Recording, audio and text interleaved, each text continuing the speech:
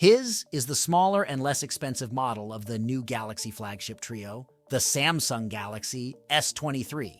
You may not get the fancy new features of the Ultra model, but there's still a lot to like here.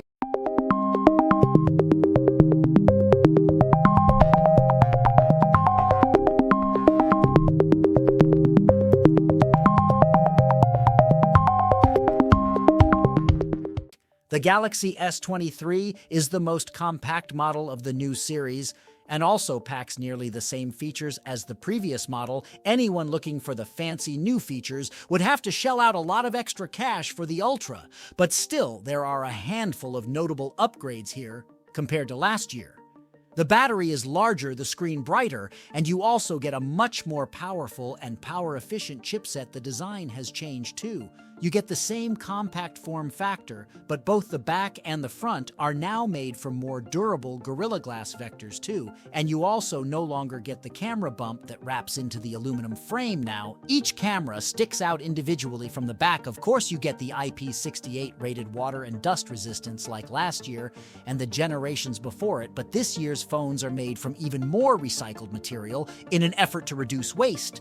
The display of the Galaxy S23 is again a 6.1-inch dynamic AMOLED with a 1080p resolution and a 120Hz refresh rate. Like I mentioned earlier, the major difference in the new model is the max brightness. We measured up to 790 nits with the manual slider, and this can boost to an impressive 1200 nits in auto mode. That's compared to the already impressive 980 nits max on the S22. This panel is also quite sharp at over 420 ppi, and the color accuracy is consistently great. There's support for HDR10+ too, but no 10-bit color. Maybe next year the refresh rate is handled in a similar fashion to the S22. While using the interface, you get the smooth 120 Hz, and when the screen is idling, it can go down as low as 10 Hz. We only saw a dial down to 24, though you get a pair of stereo speakers on the Galaxy S23 with Dolby Atmos support. The loudness is good here, and the sound quality is better than the S22s with rich vocals, nice highs, and noticeable bass. Wide awake, but you're a nightmare.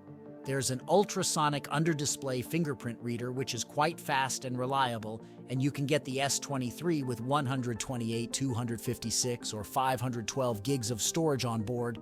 But the 128 gig model uses the older UFS 3.1. Now let's talk about the interface of the S23. It's Samsung's new one, UI 5.1, based on Android 13. Amongst many other changes compared to earlier versions, One UI 5 brings enhanced optimization and feels much faster and more fluid. We have a dedicated video about One UI 5 if you'd like to learn more about its specific features. But we will mention here that the 0.1 update for the S23 series adds a few things here and there, like a new battery widget. You also get wallpaper options and modes for further customization. And within the Connected Devices menu, there's now the option to continue browsing on PC if you're using the Samsung web browser. Probably the most significant upgrade you'll find on the S23 is the new chipset, the Snapdragon 8. Gen 2 is Qualcomm's new chipset that's starting to appear in flagships, but the new Samsungs go a step further. They have a custom version with higher CPU and GPU clock speeds called the Snapdragon HN2 for Galaxy. The improvements in both CPU and graphics performance over the previous generation are huge, and on top of that, there's now support for advanced memory technologies like UFS 4.0 and LPDDR5X RAM. When it comes to benchmarks, the S23 sits at the top of the charts right now, only bested by the Red Magic 8 Pro, a dedicated gaming phone, and that's because of the thermals, which are just average here. Still, the overall performance on the S23 is quite impressive, even by flagship standards. Another change from last year is that the battery capacity is 200 mAh larger at 3900 mAh, and together with a more power-efficient chipset that makes for a better battery life, the S23 was able to earn an endurance rating of 101 hours in our proprietary tests, an excellent showing. The runtime of the all-important web browsing test has improved by 30 compared to the S22. The S23 supports 25-watt charging. Though of course you don't get an adapter in the box. With the proper one from Samsung, we were able to charge the S23 from 0 to 57 in half an hour, which is in the same ballpark as the S22 but slightly slower, probably because the battery is larger now, and again, there's support for wireless charging and reverse wireless charging. The S23 gets the same 3 cameras on the back as last year's model. 50-megapixel main cam, a 10-megapixel 3x telephoto, and a 12-megapixel ultra-wide cam. The main camera saves 12-megapixel photos by default, and the performance is solid and consistent. It's basically identical to what we saw from the S22 last year. You get good resolve detail, likable sharpness, high contrast, and lively saturated colors. The dynamic range is good, but not over-the-top portraits taken with the main cam are excellent with great separation and exposure, detailed and colorful subjects and convincing blurred backgrounds.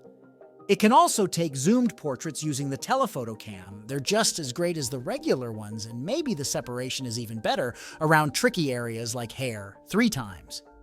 Zoom photos from the telephoto cam are excellent even though they're upscaled from 10 megapixels to 12. They are incredibly detailed with accurate and lively colors, satisfying contrast, and great dynamic range. The ultra-wide cam also does an impressive job. The photos we took are detailed with proficiently clean noise and straightened out corners. The contrast and dynamic range are quite good too. We were hoping that the ultra-wide cam would get autofocus this year for macro shooting, and it was even listed in the S23's specs from some sources. But no, the focus is fixed, just like on the S22 in low-light conditions. The Galaxy S23 will automatically switch into night mode. These photos shot with the main camera are excellent, with plenty of detail, nice exposure, realistic color rendition, high contrast, and likable dynamic range. The noise has been cleaned very well too. It's also worth noting that these sorts of shots seem to process faster here than they did on the S22. Thanks to the more powerful hardware, you can also toggle on the night mode manually, which might be necessary in cases where the auto night mode didn't kick in. The quality between the auto and manual night modes is identical, but the capture speed is a tad slower here. The photos we took without night mode at all are more realistic. As far as colors and exposure are concerned, they have less blown highlights too. There is more visible noise, but the quality is still very good here. The telephoto camo also applied the auto night mode. Processing night mode shots have a satisfying level of detail, low noise, and lively colors. The exposure, contrast, and dynamic range are good too. Shooting with a telephoto without night mode is possible, but there's less detail and more noise. At least the colors and dynamic range are still solid, and the phone won't crop from the main cam like it often used to do with the S22. The ultra-wide does a great job in low light with the auto night mode kicking in. There's enough detail, low noise, and lively color rendition. The exposure and dynamic range are very good without night mode. The ultra-wide photos are usable with good color saturation and enough dynamic range, but they're noisy and rather dark on the front of the Galaxy S23. You'll find this year's new camera a 12-megapixel selfie cam, which, like the previous one, has autofocus. The selfies are outstanding with excellent detail, balanced sharpening, low noise, and great-looking colors. You get wide dynamic range, and the subject is always well exposed. Now onto video recording, and let's start off with 8K from the main camera. Now you can record it at 30 FPS, up from 24 on the S22. These clips have true-to-life colors and excellent dynamic range, but the detail level is just average 4K video from the main camera. It's outstanding in quality with plenty of detail and sharpness. True-to-life colors, low noise, and wide dynamic range. 4K videos from the telephoto camera are top-notch too, with good detail levels, low noise, excellent colors, and again, wide dynamic range. The ultra-wide cam's 4K video quality is impressive. The field of view is quite wide. There's plenty of detail, and the colors remain consistently lively. The contrast and dynamic range are good too. There's electronic stabilization available on all of the cameras, and it works great. Now let's have a look at some low-light footage. The quality from the main cam is decent with enough detail, realistic colors, and tolerable noise levels. The exposure and dynamic range are all right. The telephoto cam is uninspiring at night, though these 4K clips are noisy and blurry, and the dynamic range is rather low. Nighttime videos from the ultra-wide cam are good with a decent exposure, enough detail, and realistic-looking colors. So that's the Samsung Galaxy S23. Compared to last year was not a huge update, but there are still some meaningful upgrades. Mainly the battery life has improved, which was the sore point of the S22, and there's also a brighter screen, a new selfie cam, and of course a more powerful chipset. Some people might be disappointed that here you don't get some of the fancy new tech that is debuting on the S23 Ultra in comparison. The vanilla S23 is a bit more boring and would hardly attract S22 owners looking to upgrade. But nonetheless, the S23 is a well-rounded and feature-packed compact flagship that is worth recommending. Thanks for watching, guys. If you're on the lookout for alternatives to the Galaxy S23, one option could be the Asus Zenfone 9. Another nice option could be the iPhone 14. Let us know what you guys think, and I'll see you on the next one.